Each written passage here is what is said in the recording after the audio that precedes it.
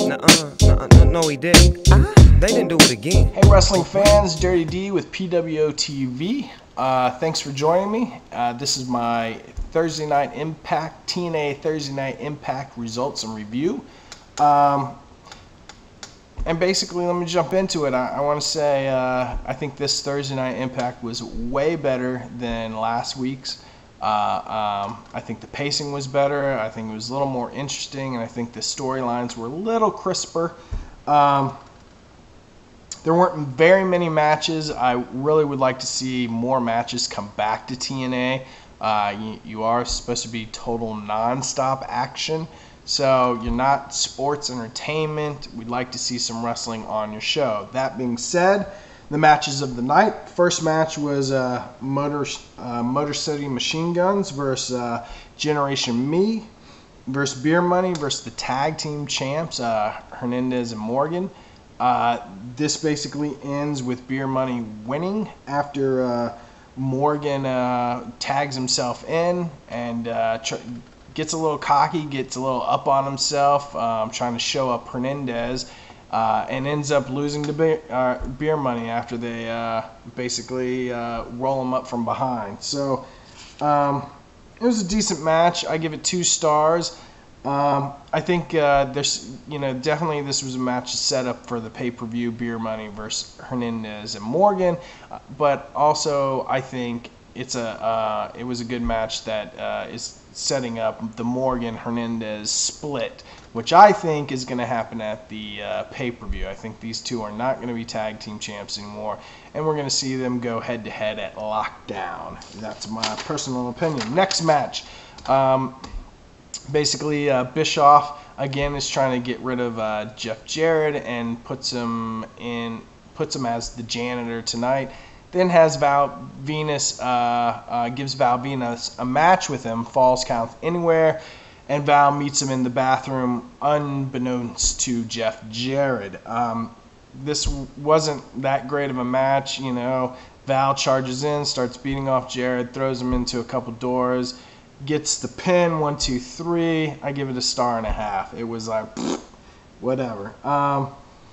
Next match, Doug Williams versus Big Rob Terry. This is okay. The British Invasion storyline, okay. I don't think anyone really is that interested in it. Big Rob Terry picks up the win, putting him over a little bit, and then gets attacked by Brutus at the end of it. Again, I don't think anyone is that interested in the British Invasion splitting up these guys or the stable. Anderson comes out dressed as Angle and mocks him a little bit, pokes fun at his neck injuries, and basically tries to rip him up and make him look like a fool. Angle comes out, isn't happy. They have a back and forth. Anderson hits Angle with the Angle Slam and takes his dog tags. This is setting up their pay-per-view match, I'm pretty sure. And it's becoming a pretty good feud. I would say some of it's a little cheesy, but I'd say the feud is definitely interesting. And I don't know if I said... yeah, well, anyway, I'll move on. And then the next match, again, we see Jarrett and Jarrett and Bischoff segment, and basically Jarrett's like, I just want to wrestle, stop effing with me. And Bischoff's like, fine, you want to wrestle in the ring, you got a match tonight. And it was a match between him and TOMKO. This match was kind of it was all right, nothing special. I give it a 1.5 stars, very short. Jeff picks up the win. Real quick note, TOMKO, I don't know what the problem is, but you're eating little too many donuts or hot dogs or whatever. The gut with the panties is just not working for me, buddy.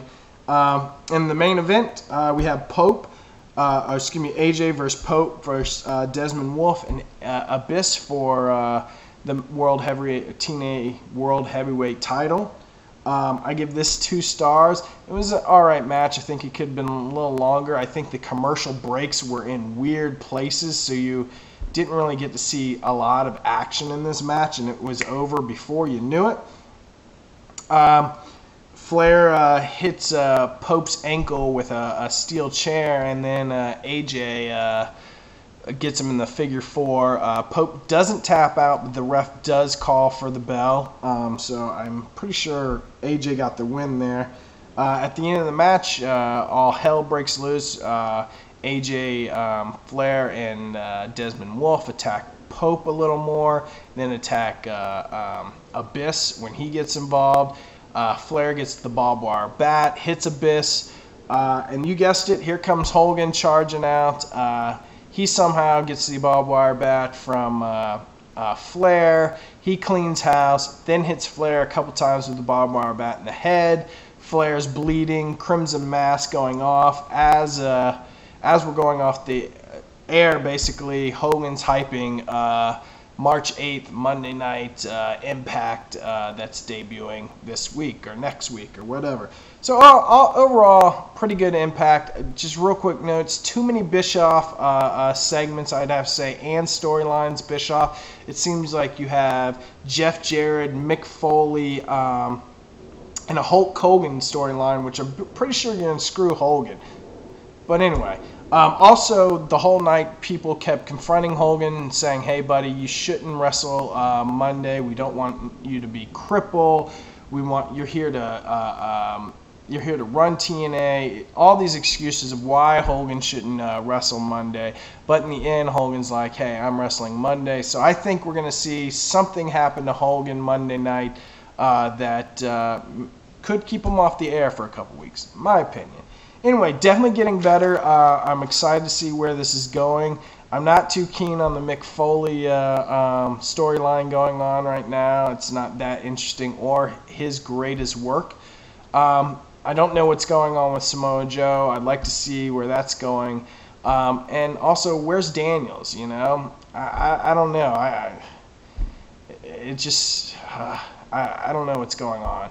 But anyway, TNA, you definitely did better this week. I don't know if you're ready for the Monday Night Wars. We'll see. I don't have high expectations for Monday, but I know that you were probably going to get better, and hopefully we will have a good competitive race between WWE and TNA.